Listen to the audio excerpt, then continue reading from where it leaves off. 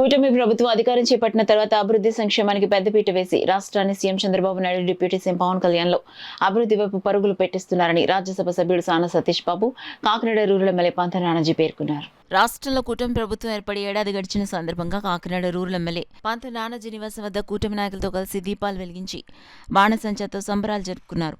అదేవిధంగా కాకినాడ రూరల్ నియోజకవర్గంలోని అన్ని గ్రామాల్లో మరియు డివిజన్లలో రాక్షస పాలన అంతమై కూటమి సుపరిపాలన ఏడాది పూర్తయిన సందర్భంగా రూరల్ నియోజకవర్గం అంతటా అన్ని ప్రాంతాల్లో దీపకాంతులతో టపాసులతో కూటమి శ్రేణులు సంబరాలు జరుపుకున్నారు.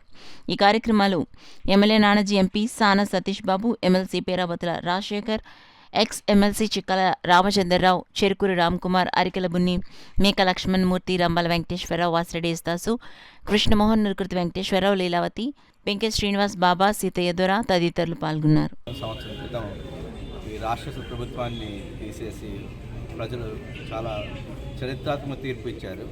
ఈ సంబరాల్ని పవన్ కళ్యాణ్ గారు కొత్త రకంగా సంక్రాంతి, దీపావళి కలిసి జరుపుకోవాలని చెప్పి పిలుపునివ్వడం చాలా ఆనందంగా ఉంది. ఈ సందర్భంగా రూరల్ నియోజకవర్గంలో నానాజీ గారితోనూ జనసేన కార్యకర్తలతోనూ పాల్గొనడం చాలా ఆనందంగా ఉంది. నిజంగా ఈ సంవత్సరం పాటు పవన్ కళ్యాణ్ గారు, చంద్రబాబు నాయుడు గారు కష్టపడి రాష్ట్రాన్ని చాలా ముందుకు తీసుకెళ్లారు.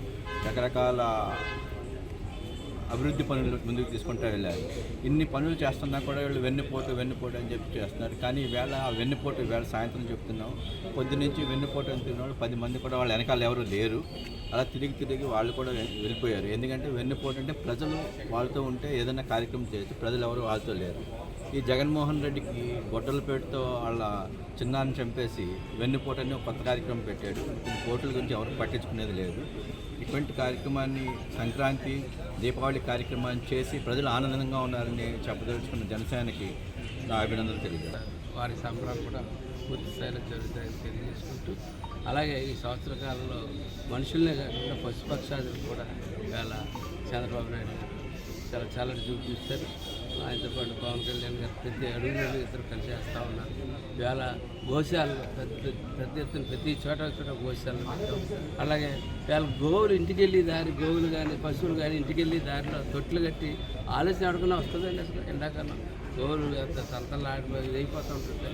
అలాంటి పరిస్థితుల్లో ఇంటికి వెళ్ళేటప్పుడు వచ్చేటప్పుడు దారిలో తొట్టెలు కట్టి నీళ్ళు ఇవ్వడం కూడా జరిగింది.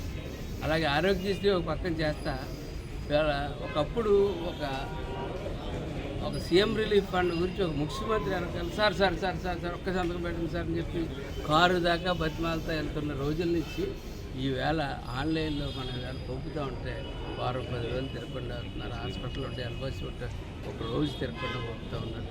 పెద్ద హృదయంతో ఇన్ని రకాలుగా చేసుకుంటా పరిపాలన చేసుకొస్తా ఈ నప్పులు కట్టుకుంటా, అప్పుల మీద వడ్డీలు కట్టుకుంటా, ఈ చెత్తనంతా వేసిన 85 లక్షల టన్నుల చెత్తను చేసుకుంటూ పరిపాలన ఇవాళ చేసుకుంటూ వెళ్తా ఉన్నారంటే ఇది సాధ్యం చంద్రబాబుకి, పవన్ కళ్యాణ్ మాత్రమే సాధ్యమని చెప్తా ఉన్నాం.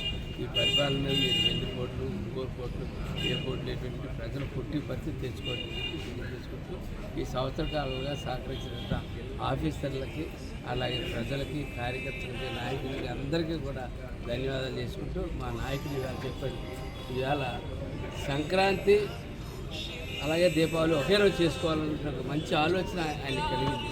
అదే ఇంట్లో కూటమి అందరూ కలిసి ఇవాళ పొద్దుటి నుంచి కూడా సంక్రాంతి వేడుకలు జరుపుకుంటామో ముగ్గులు చేసుకున్నాం. 55 స్టేషన్లో ఈవేళ 55 చోట్ల ఈవేళ పొద్దున ముగ్గులు కార్యక్రమం చేసుకోవడం జరిగింది. ఇప్పుడు 55 చోట్ల కూడా ఇవాళ సంక్రాంతి దీపావళి చేసుకుంటాం.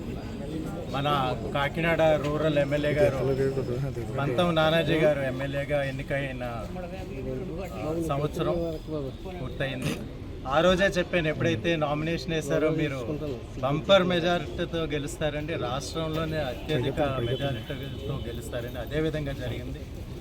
అలాగే మనకి చాలా యాక్టివ్గా మన ఎంపీ గారు, రాజ్యసభ మెంబరు సానా సతీష్ గారు కూడా ఈ రాష్ట్ర అభివృద్ధి కాకుండా మన జిల్లా అభివృద్ధి చెందే విధంగా ఎంతో సేవాభావంతో ఆయన కమిటెడ్గా మన నానాజీ గారికి అండగా రావడం జరిగింది. రాబోయే రోజుల్లో మేమంతా కూడా ప్రజల్లోకి వెళ్ళి నానాజీ గారు చేసిన అభివృద్ధి కార్యక్రమాలు ప్రజల్లోకి తీసుకెళ్ళడం జరుగుతుంది. ప్రతి గ్రామంలో రోడ్లు వేయడం జరిగింది. అదేవిధంగా కాలువల పూడిక ఎప్పటి నుంచో ఉండిపోయిన పూడికలు తీయడం జరిగింది. ఈ విషయాలు అన్నీ కూడా రాష్ట్ర ప్రభుత్వం, కేంద్ర ప్రభుత్వం ఈ సంవత్సర కాలంలో సాధించిన విజయాలు, ఏ విధంగా మళ్ళీ ప్రభుత్వాన్ని గాడిలో పెట్టారు, ఇవన్నీ విషయాలు కూడా మేము ప్రతి ఊరు వెళ్ళి ప్రతి ఇల్లు తట్టి వారికి తెలియజేయడం